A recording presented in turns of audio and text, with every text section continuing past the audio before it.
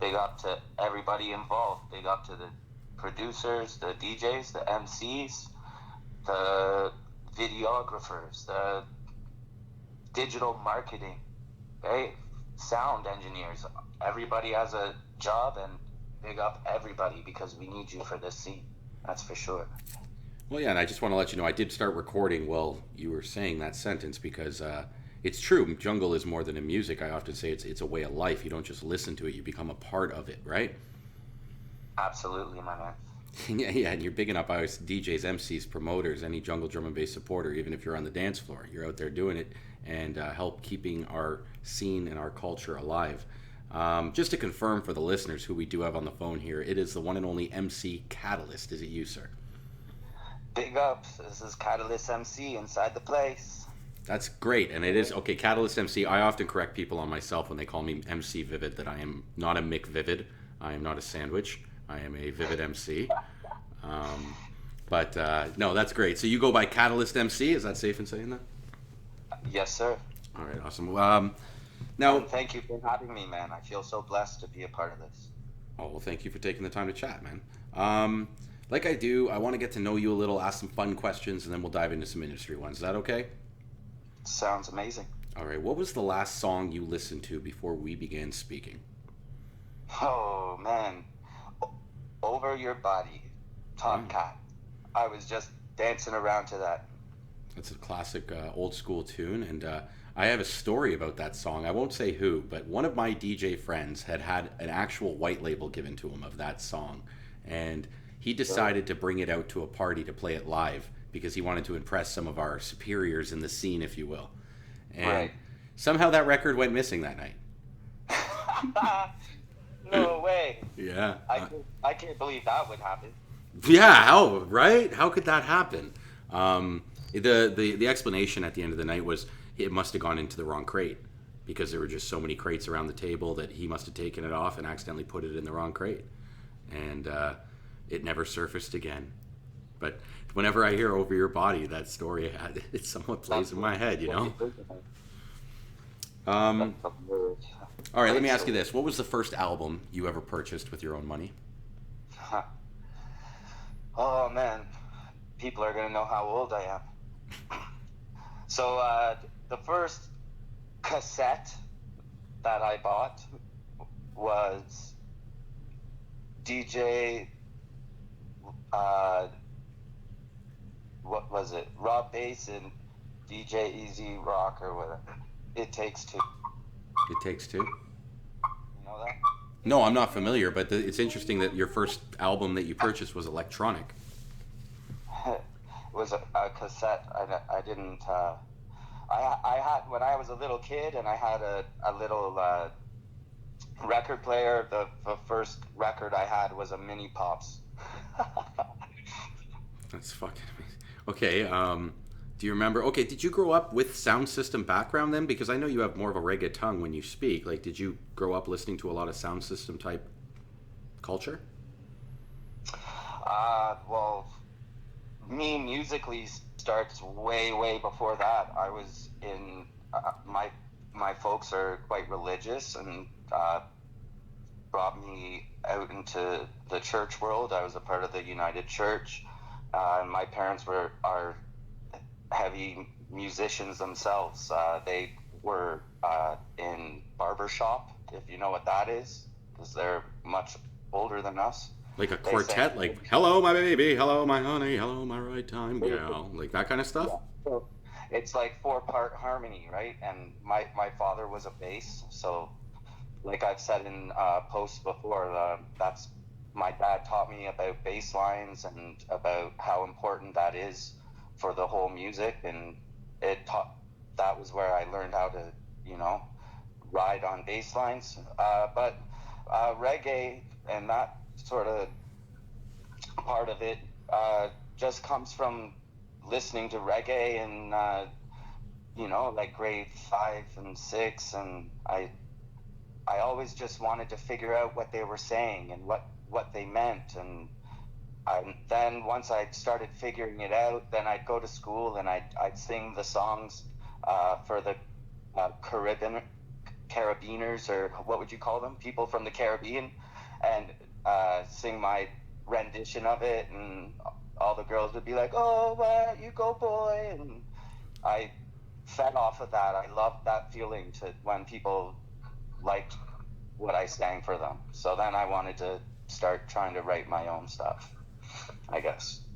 Well, no, that's awesome. And I want to get more into that later in the conversation. One thing I want to shout out to listeners who may not know what barbershop is, quartets, if you will. You remember that Simpsons episode where they had the B sharps? Yeah. There you go. That's Right? That's what we're talking about here, right? But exactly, yeah. okay, I think that's great. I think that that's a very awesome way to be introduced to music. I love the transition of church into reggae music, especially for a white guy. From where are you from originally? I was born in Sudbury, From but Sudbury. I moved to Mississauga, and I was in Mississauga basically until I left Sudbury when I was an infant, and I moved to Mississauga, and then I was in Mississauga probably until nursery school, and then I moved to Brampton, and I've Hold been on a second. I got to ask, Mr. Catalyst, how did you get the money at such a young age to make that move? to make which move? That one that you say you made as a toddler from Sudbury to. My father worked in Sudbury. Oh, your dad paid. I guess. So you didn't make the move on your own. Your parents moved No. you. I'm with you. No, man. Lucky move. I could have been a nickel miner. Yeah, that's a big thing. The giant nickel of Sudbury. And you know what? Mining is starting to pick back up. I was looking at the commodities market this morning, and some of the minerals are shooting up. But yeah, no, it's good that you're down in the city. Would you actually want to live in Sudbury today? No, I've only been back once. It's, it's pretty crazy. I remember I went back probably maybe 10, 15 years ago, and when I went in the mall, it felt like it was the 80s inside the mall, like the way things looked, and everything seemed old, like old news type stuff that they had for sale. Definitely. And you know what? I actually work sometimes in that industry, in the mining industry. So when I'm sometimes sent to Sudbury, Timmins, Thunder Bay, and one thing I notice is the amount of isolation, I guess. Like I met a girl at the Shania Twain Museum, and I'll never forget this. She was like 27 years old, never left Timmins, and was working at the Shania Twain Museum. And I was like, don't you want more? Like, don't you want to see, I don't know, like a concert or something? And no, she had no interest. She loved where she was and what she was doing. I was like, who the fuck am I? Live and let live, right? But yeah, I like to see more of the world than Timmins, if you will. But with that, okay. What's that? I wanted to finish my thought.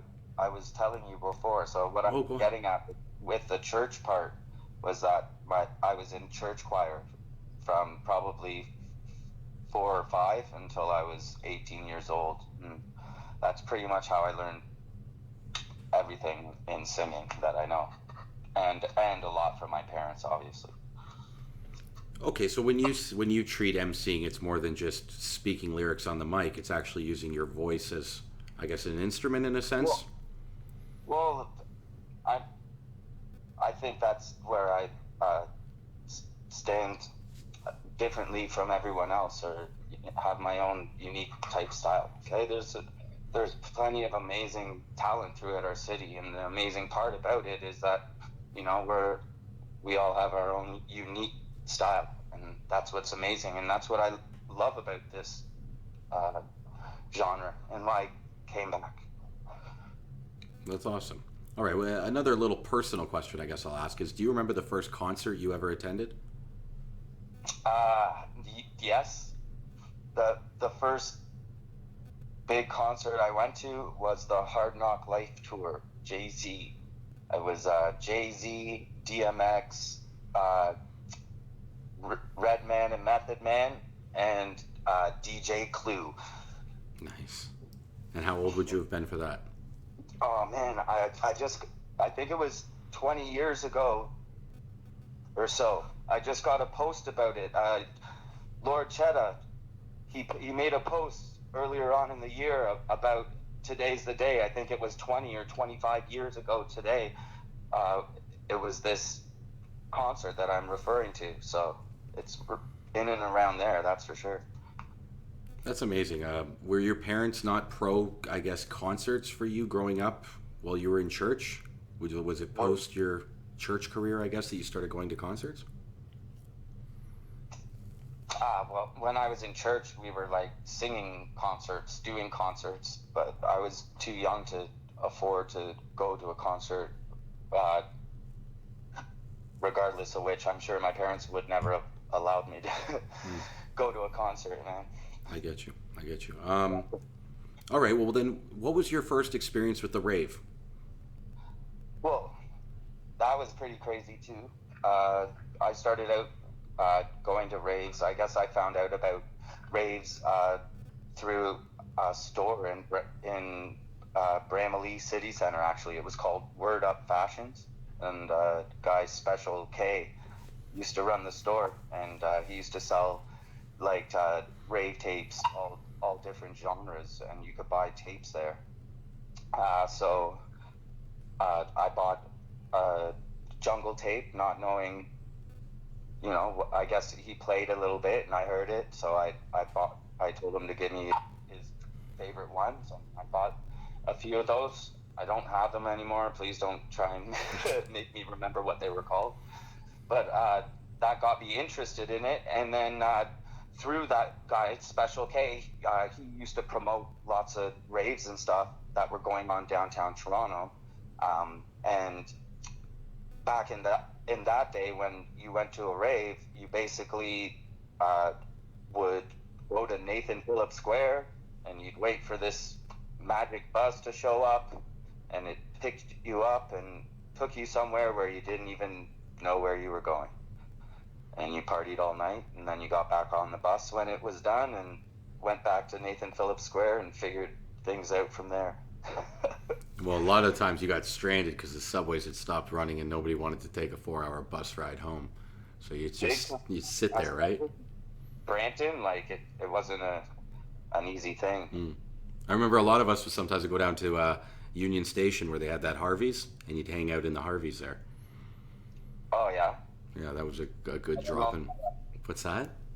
I'm not sure if I ever went to that Harvey's or not. How I about don't recall. Waverly? That was another place because they would charge you by the hour, so you could go to Waverly if you had a couple bucks and sit in there for a few hours and wait. Comfort Zone. Yeah, next to the comfort zone, exactly. Yeah, I went there quite a few times. Oh, What happens there stays there. You know what they say, right? I fucking hate it. I hope so, Mr. Catalyst. Um, no, that's awesome. It's nice to reminisce. I do remember those days of the buses. I also remember the maps where you'd go down to the same kind of area, Spadina and College Comfort Zone. There was the 7-Eleven, and there'd be someone standing outside just handing out maps. And that's how you found where the party was. It never told you exactly. You'd kind of get to the area and listen for the noise. But yeah, those were some awesome days. I don't know if we'll ever see them again. I know. It's pretty crazy, man. Well, what would you say then are some of the biggest changes you've noticed from the day that you started to where we are today? Oh, the obvious answer is just the size of things now. But like the parties used to be so big, so many people were coming out, and I guess we didn't push enough to the youth to keep it going. So now we have to try and do that and build it back up.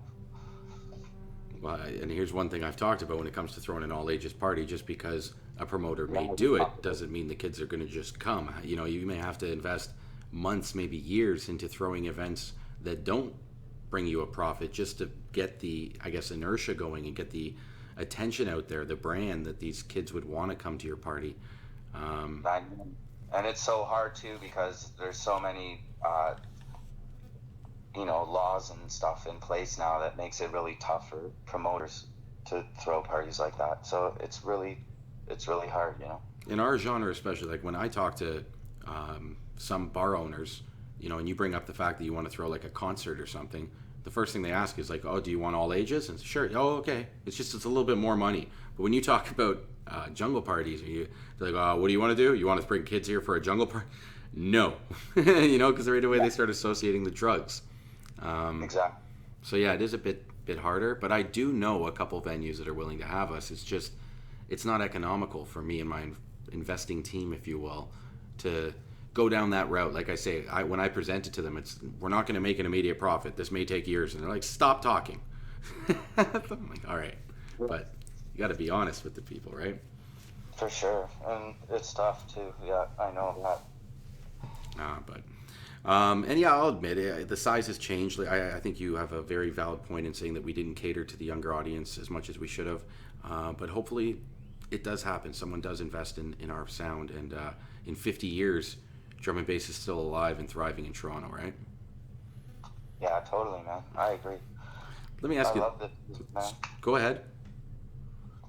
I was just saying, I love this music. I love how it's, branched out and there's different styles. And as an MC, you got to try and figure out how to roll with each style, and at the same time, try not to overdo it. And there's lots of stuff to always be thinking about at all times. It's not just going and partying. Well, yeah, especially when it comes to the extracurricular aspects of things. Love the music for the music, not for how you feel when you're on drugs listening to the music. Um, and hey, I had my fun in my days, but nowadays it's like if you need that stuff to have fun, maybe you should find stuff that you don't need that to have fun with. Instead of fucking getting knocked off your face. And If you're getting knocked off your face, promoters aren't going to be bringing you out. well, as a performer, that's definitely. You know what? I was talking to somebody recently about that because I noticed that they are always a little off the rocker, if you will, at the parties, and I made it, I guess, a constructive criticism in saying maybe you'd have a better chance of getting booked, and they're like, "No, fuck that, man. I'm just having a good time. If they don't like me for me, then fuck." I'm like, "Well, good luck with that." But it shows a level of professionalism when you show up to these parties coherent. Yeah, well, I had a long time to learn that. When I can look back when I was young, when I first started uh, emceeing, and I would go out and overdo it as far as drinking, and then if you have too many drinks, then even if you're trying to just enunciate and stuff, you can't say the words that you want to say, and then once you sound like that, nobody wants to book you. So I learned, and also living with MC Tragedy, he's a very proper dude, man. He's strict, and he taught me a lot of things about keeping my composure and always not partying like that all the time. You gotta pick your times when you can have your fun, and when you want to do music. If you want to be someone that makes music, then you have to be serious when you make it. Wise words. I like that. It's the truth. Let me ask you this, because I think there's a lot of talk and talk needed around the responsibility of an MC in today's culture. I find a lot of people, or a lot of MCs, I should say, are focusing on lyrical rat-a-chat, and we're losing the art of the host. What is your opinion on that? Well, my opinion on that is that I have so much rata chat, or how you put it there, and I'm trying to teach myself how to be more of a host. So that's the struggle that I have now, trying to tone it down and learn how to feel the different vibes. Marcus once talked to me about there's always a different vibe. You have to learn how to feel what the vibe is, and know what to bring for that situation. It can't always just be like going buck off. You have to have composure sometimes. Sometimes it has to be about crowd motivation.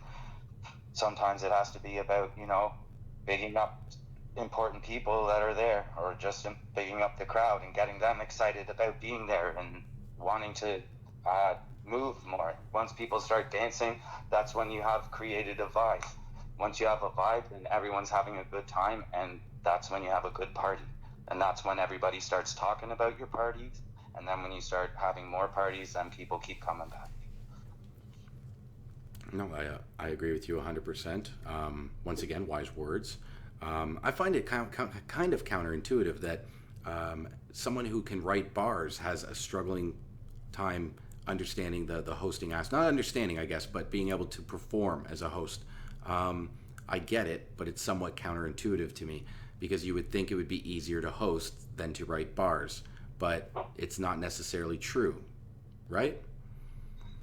Well, right, and um, again, I grew up under some big man's wings, like Traj, Bandit, Harmon, or sorry, JD. Okay, so those guys had a big spotlight, and I learned a lot from them.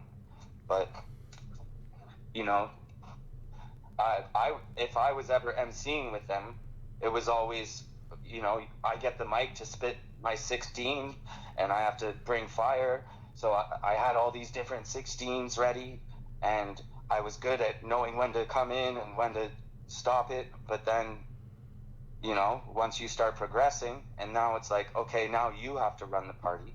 So now it's like, okay, so now what do I do now? Like, I know I have to be chill, and I have to let the music ride out. But now I have to talk to the crowd. So, it's just a new struggle, right?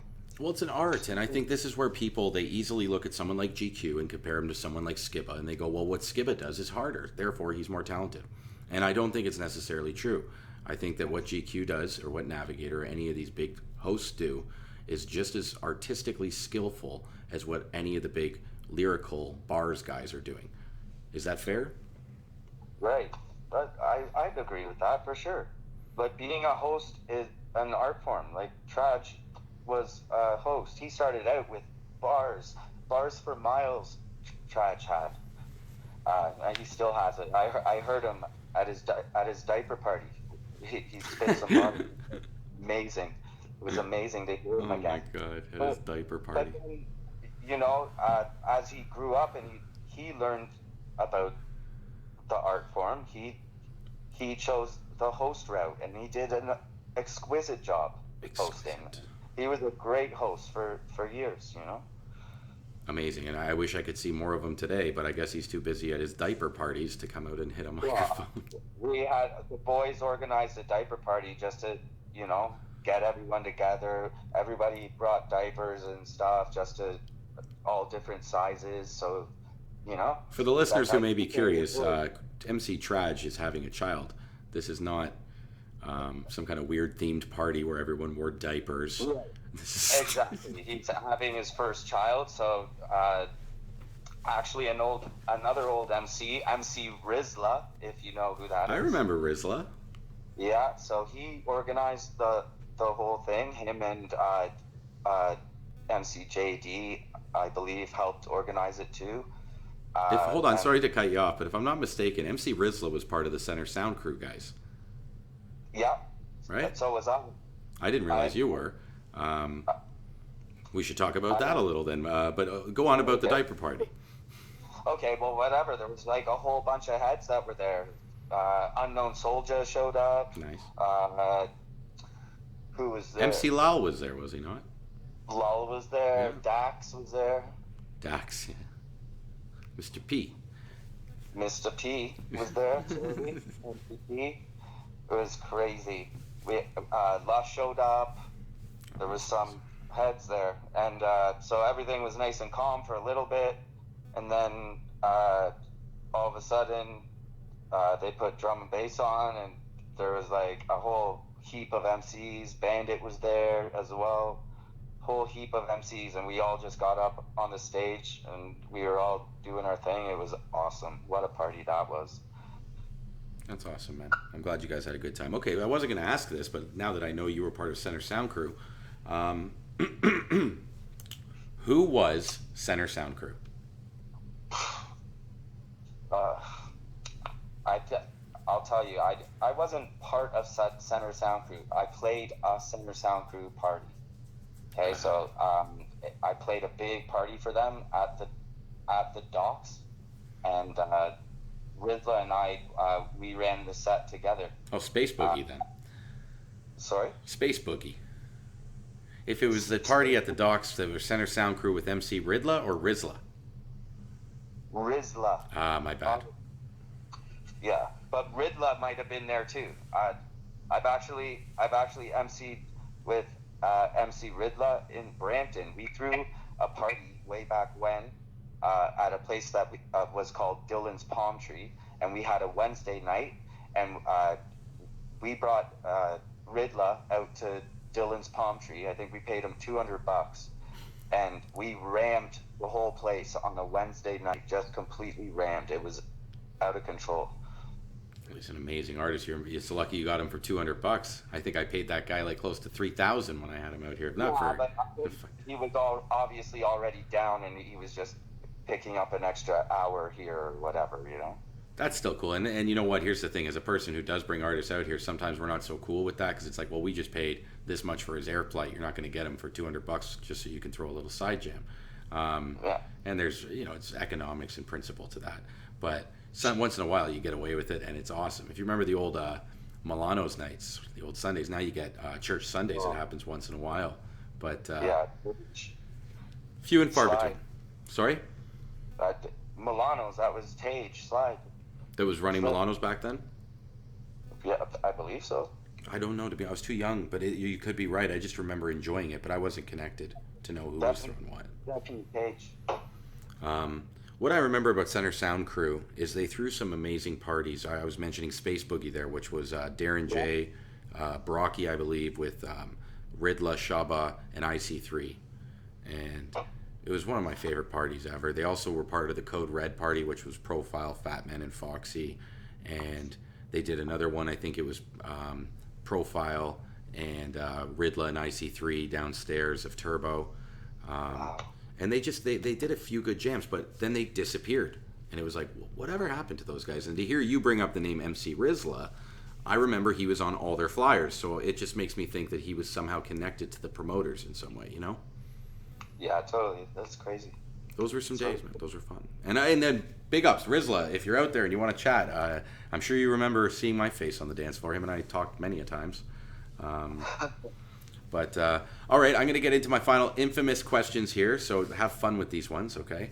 All right. If we could create a Mount Rushmore for the jungle industry, which four faces do you believe belong up there? Four faces.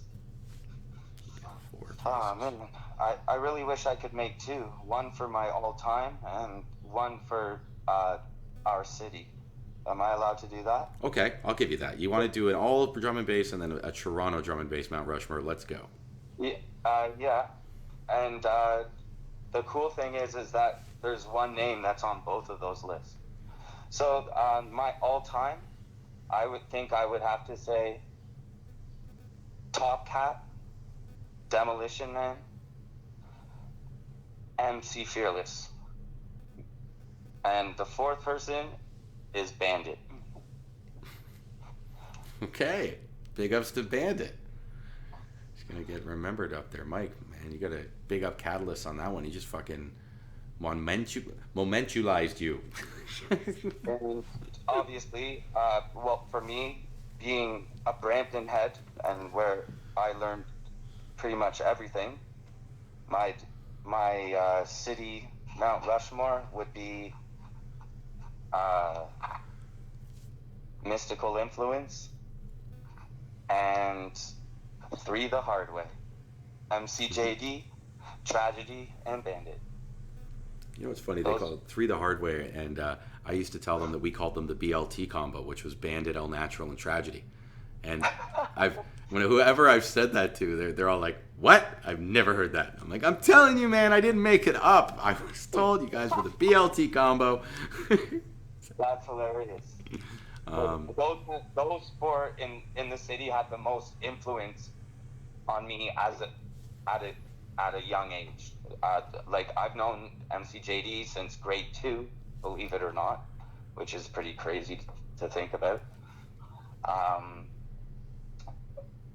Tragedy, I lived with him for a couple years, so always every weekend out watching them, learning, and and the reason I had Bandit on both lists is because every party that I went to, he was the guy that was singing.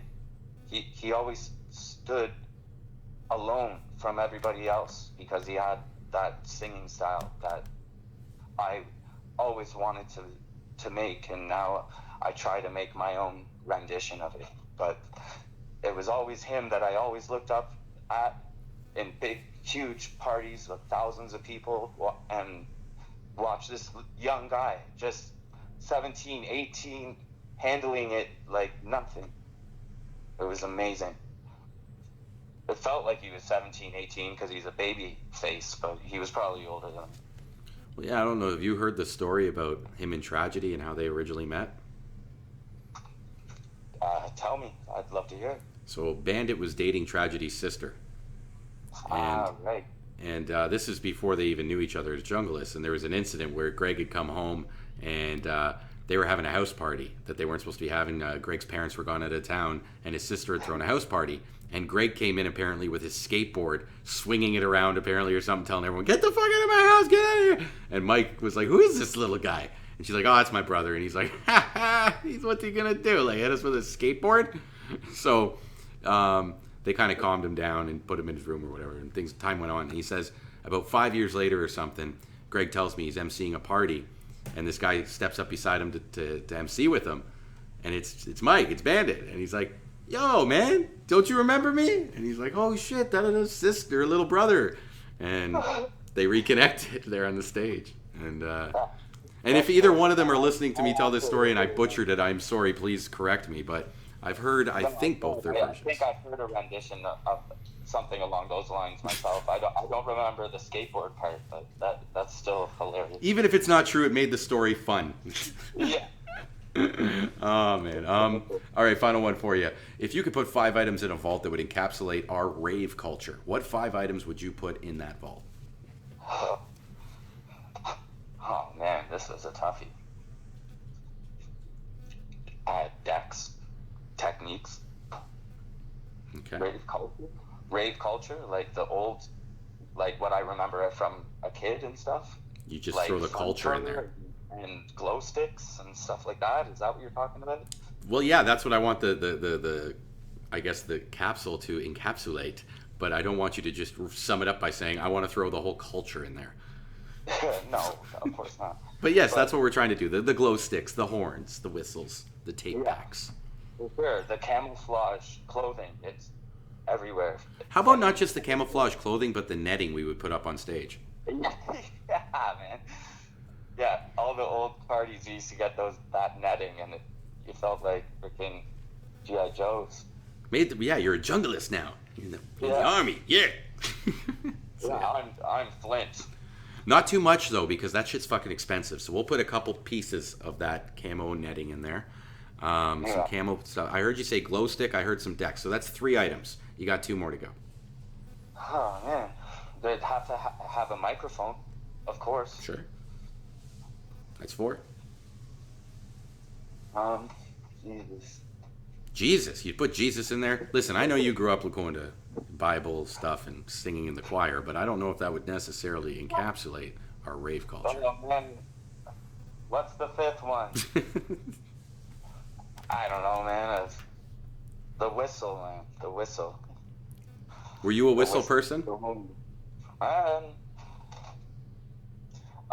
I was more like, yeah, I had a whistle, but I was one of those morons that like to do the light show for you with the glow sticks. That wasn't a moron. I used to love that shit, man. Man, I used to go hard. All right, buddy, take it easy. Have some water, man. That's awesome. Okay, well, before I let you go, actually, I did recently, watching you live, I watched you perform a song with MCZ that I believe is coming out soon. Can you tell me a little bit about that? Yeah, man. Thanks for bringing that up. So the first song that I've made since coming back, I'm very excited about it. There's a lot of chat going on about it, and there's a lot of planning that's involved, which has been so amazing to watch it unfold and see how things work. I have to take a moment to big up JD Harmon, one of my best friends. He runs I Smash House. We're going to be releasing this track on I Smash House which I'm excited about too. Like I said, I've known him since grade 2, so it holds lots of meaning. So the track that we're releasing is called Soundboy Eulogy. So that was produced by my man Jerry Bruckout. Amazing track. He made it nice and easy for us to run on it. It's an MC type of track. It's nice and easy to roll with. And it's me and my boy MCZ, Mr. Busy Z, always on the ball, always up to something, you know? So we've already actually recorded a couple things in the studio together, but this is our first one. So it's a Brockhout song with Z and Catalyst, Soundboy Eulogy. It's coming really soon, just tinkering and mastering and mixing, and it'll be released pretty soon, man. I'm so stoked. Just got registered with SOCAN and all that, so that we can release it on all platforms. And it's just a super exciting time for me right now, man. It's just so blessed. That's awesome. And if people want to find some of your music or follow you, where should they go? Well, right now, the only thing I have going on right now is my Catalyst MC page on Facebook. I got a bit of stuff on there, a lot of live like internet shows and stuff like that. But obviously, once some of these tracks start coming out, there'll be a few more platforms. But yeah, definitely, if you go on Facebook and search Catalyst MC, so that's CATALYST EMCEE, you can find me and join the family. That's awesome. All right. Hey, I'm going to sign off to the listeners, but I want to talk to you a little bit more, so stay on the phone with me, okay, buddy? Yeah, man. All right. As always, guys, I hope you enjoy listening as much as I enjoy talking. Until next time, peace out.